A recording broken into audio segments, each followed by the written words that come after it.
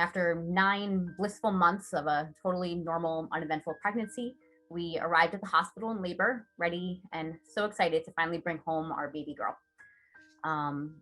But instead, we were blindsided with the news that somehow her heart had inexplicably stopped beating.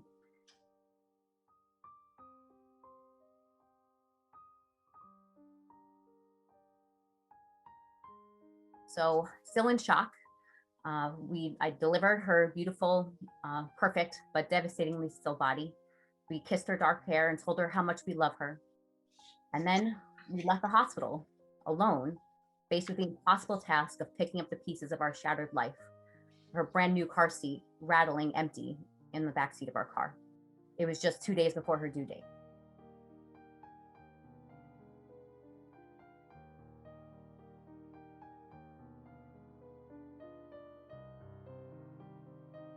But the most heartbreaking part of this story is that it's not unique.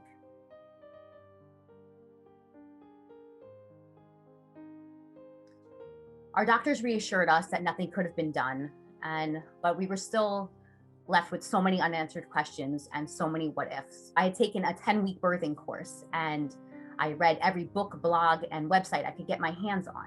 How did I not even know that this could happen to me and my baby? How come no one had ever explained how important monitoring fetal movement was?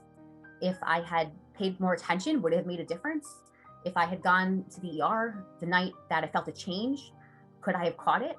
Would sleeping on my side instead of my back have made a difference? Did I eat the wrong thing? Did I exercise enough? Most importantly, why was I the only person I knew who couldn't manage to bring their baby home from the hospital alive? The testing confirmed that my daughter was perfectly healthy, and our doctors followed all the protocols they'd been taught. So the only answer left was that it had to have been me. I must have done something terribly wrong. I must have made some kind of mistake.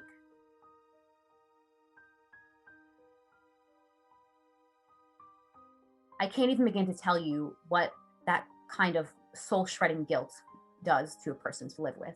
I spent more days than I care to remember strangled by despair, just so badly I could barely breathe. I wanted nothing more than to crawl into my daughter's grave beside her and let the darkness swallow me whole. And it nearly did.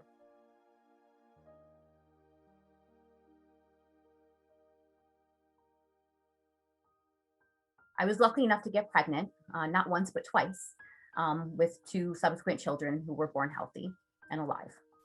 And the care that I received in my subsequent pregnancies was worlds away from what I had been given in my first. So when I saw how much more closely me and my baby were monitored in my subsequent pregnancies, I thought, why didn't they do this for my first daughter? Why did I have to pay for this level of care with my child's life? And then as I started to meet other moms and listen to their stories and hear their whispered confessions of all the things they must have done wrong to cause their child's death, finally, it dawned on me. None of us did anything wrong. Our doctors, in most cases, didn't do anything wrong. This is a system-level failure, a failure to get the right information to the right people at the right time. It took a long time for it to sink in, but now I know. I did not fail my daughter. We failed my daughter.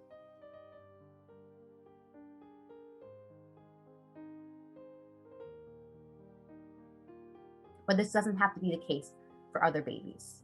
But we can only get it fixed if we come together and push hard for change. We need to break the silence so that no other family walks into an L&D unit to be blindsided.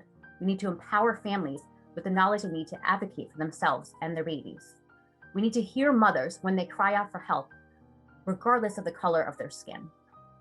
We need to educate providers with the evidence-based data that they need to combat the many misperceptions about stillbirth that still persist even amongst healthcare workers. And we need to equip them with the tools and knowledge they need to give every baby his or her best possible chance. Most importantly, we need to find the courage within ourselves to stand up and say enough. 70 babies are dying every single day in this country. And we, the families and the providers, together, those you will hear from today, those giving everything they've got to push for empowered pregnancy, and many more across the country and the world are saying enough. Not all stillbirths can be prevented, but many can. And it's time that we make it a priority in honor of Alana and all the babies we are missing. We can do better, but we cannot do it alone.